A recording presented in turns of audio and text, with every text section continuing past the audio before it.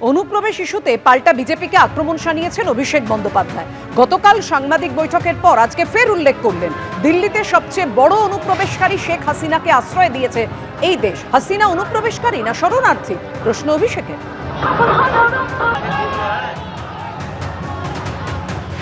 20 মাস আগে বাংলাদেশের প্রাক্তন প্রধানমন্ত্রীকে আপনি আশ্রয় দিয়ে দিল্লিতে বসিয়ে রেখেছেন, প্রায় 20 মাস হলো। অগস্ট মাস 2024 সালে নিয়ে গেছেন। আজও সে দিল্লিতে আছে। সব থেকে বড় বাংলাদেশিকে আপনি দিল্লিতে আশ্রয় দিয়ে রেখেছেন। শেখ হাসিনার স্ট্যাটাস কি?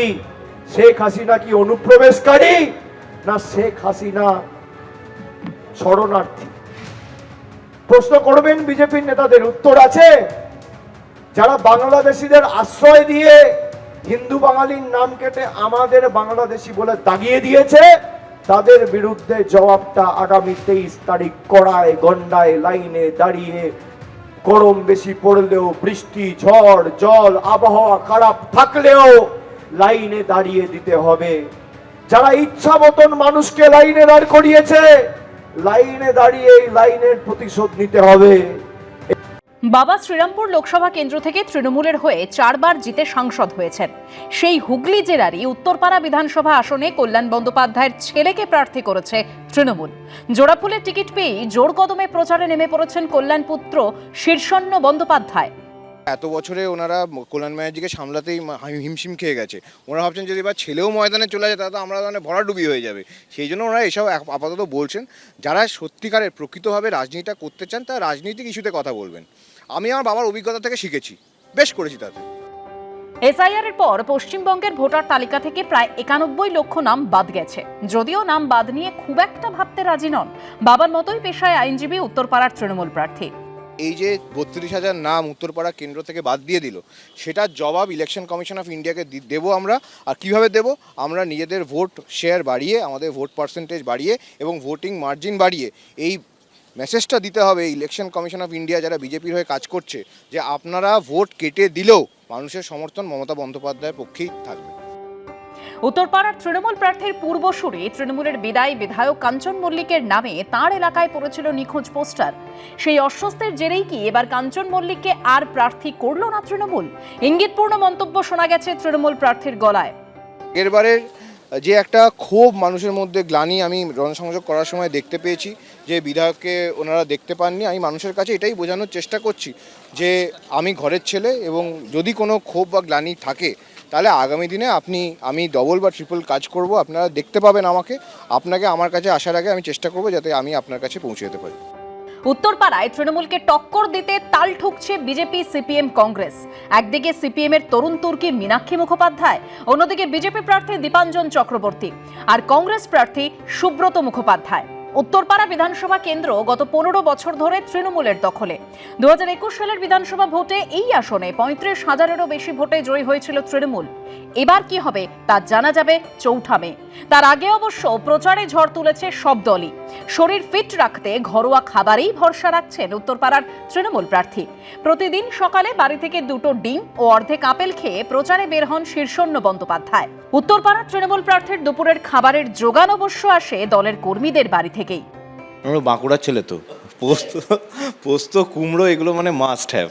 দুপুরের খাবারে শীর্ষণ্য বন্দ্যোপাধ্যায়ের পাতে সাধারণত থাকে ডাল, শুক্তো, পোস্ত, মুরগির মাংস এবং আমের চাটনি। প্রোটিন ও ভিটামিনের মধ্যে রীতিমতো ব্যালেন্স করে চলেন উত্তরপাড়ার তৃণমূল প্রার্থী।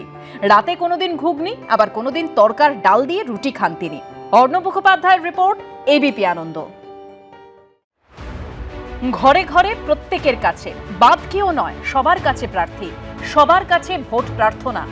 এইভাবেই জনসংযোগ করছেন উত্তরপাড়ার হেভিওয়েট সিপিএম প্রার্থী মীনাক্ষী মুখোপাধ্যায়।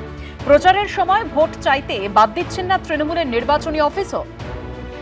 উত্তরপাড়া 2টো রেপ, 4টে ছিনতাই, এখানে প্রমোটার ধরে একজন মহিলার মাথা ফাটিয়ে দিচ্ছে, এলাকায় এত বেআইনি মদের দোকান চলছে, সাট্টার দোকান চলছে, তাহলে তো এগুলো সম্পর্কে কথা বলা বন্ধ করে দিতে হয়, চুপ হয়ে যেতে হয়। দিদি বললেন যে মানুষের সঙ্গে বেইমানি করো না সিপিএমকে দেওয়ার জন্য। এখানে হুব্বা শ্যামলের এক সময় দাবদাবা ছিল, কল্যাণ ব্যানার্জি পুরো শেষ করে দিয়েছে। হুগলি জেলায় মস্তান নেই। হুগলি জেলার মানুষ মমতা বন্দ্যোপাধ্যায়ের বিভিন্ন প্রকল্পে সহযোগিতা পেয়ে আজকের খুবই উপকৃত। একুশের মহাযুদ্ধের এপিসেন্টার ছিল নন্দীগ্রাম, 26-এর ভোটের ভরকেন্দ্র ভবানীপুর। 5 বছর পর ফের মুখোমুখি হচ্ছেন মমতা বন্দ্যোপাধ্যায় এবং শুভেন্দু অধিকারী। 21-এর নন্দীগ্রামে তাদেরকে ফাইট দিয়েছিলেন সংযুক্ত মোর্চা সমর্থিত সিপিএম প্রার্থী মীনাক্ষী মুখোপাধ্যায়। ডিওয়াইএফআই এর প্রাক্তন রাজ্য সম্পাদক এবার লড়াই করছেন হুগলির উত্তরপাড়া আসনে, যেখানে তার প্রতিদ্বন্দ্বী তৃণমূল সাংসদ আইনজীবী কল্যাণ বন্দ্যোপাধ্যায়ের ছেলে শীর্ষণ্য বন্দ্যোপাধ্যায়, বিজেপি প্রার্থী দীপাঞ্জন চক্রবর্তী ও কংগ্রেস প্রার্থী সুব্রত মুখোপাধ্যায়। সকাল থেকে সন্ধে চলছে মীনাক্ষীর দেওয়াল লিখন, মিটিং, মিছিল, প্রচার। জয়ের লক্ষ্যে উত্তরপাড়ায় ঘাঁটে গেড়েছেন বর্ধমানের মেয়ে। পরিযায়ী ক্ষেত্রে যে শব্দটা, যে এর পরের শব্দটা যেটা আমাদের আরও বেশি পরিচিত, সেটা হলো পরিযায়ী শ্রমিক। আমাদের কথা হলো আমরা আমাদের পশ্চিমবঙ্গের বেকার ছেলেমেয়েগুলোকে বাইরের রাজ্য থেকে ফিরে নিয়ে এসে আমাদের রাজ্যে তাদেরকে কাজের ব্যবস্থা করা। আর নইলে এখন যারা যেখানে আছে সেখানেই তাদের স্বাস্থ্য কার্ড, সেখানেই তাদের রেশন কার্ড, সেখানেই তাদের বাঁচার জন্য এবং পুলিশি নিরাপত্তা দেওয়ার কাজটা আমার রইল। আর যারা রাজনীতির ময়দানে আছেন তারা এই ধরনের অসাংবিধানিক কথাবার্তা না বলাই ভালো। এতে তাদের রাজনৈতিক বোধবুদ্ধির দেউলিয়াপনা প্রকাশ পাওয়া ছাড়া আর কিছু বলে না। মীনাক্ষীর সঙ্গে যখন দেখা হলো তখন তিনি উত্তরপাড়ার বারুজিবি পাড়ায় প্রচার করছেন। লাল পতাকা আর বেলুনে সেজে উঠেছে চারপাশ। সমস্ত বন্ধ কারখানার জমিকে ফিরে কারখানার জন্য করার ক্ষেত্রে আমাদের অনেক পরিকল্পনা রয়েছে এবং আমাদের ব্লুপ্রিন্ট রেডি আছে। শুধু হিন্দ মোটর কেন, গোটা পশ্চিমবঙ্গের 14টার বেশি ACZ, food park, IT park তৈরি করার জমিগুলো আছে। সে নিয়ে কোনো পরিকল্পনা বিগত 15টা বছরে নতুন করে হলো? আরজিকর আন্দোলনের সময় প্রতিবাদের অন্যতম মুখ হয়ে উঠেছিলেন, যার বিচারের দাবিতে সেদিন পথে নেমেছিলেন সেই অভয়ের মা এখন যোগ দিয়েছেন বিজেপিতে। উত্তর 24 পরগনার পানিহাটি থেকে হয়েছেন প্রার্থী।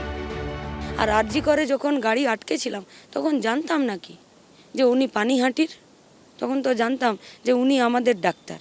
পশ্চিমবঙ্গটা আমাদের, আমরা পশ্চিমবঙ্গের সিএম আইপ্যাকের অফিস থেকে আপনাদের নাকের ডগা থেকে ফাইল বের করে নিয়ে চলে আসছেন, আপনারা চুপ করে দাঁড়িয়ে আছেন আর আপনারা বলছেন বিরোধী ভোট।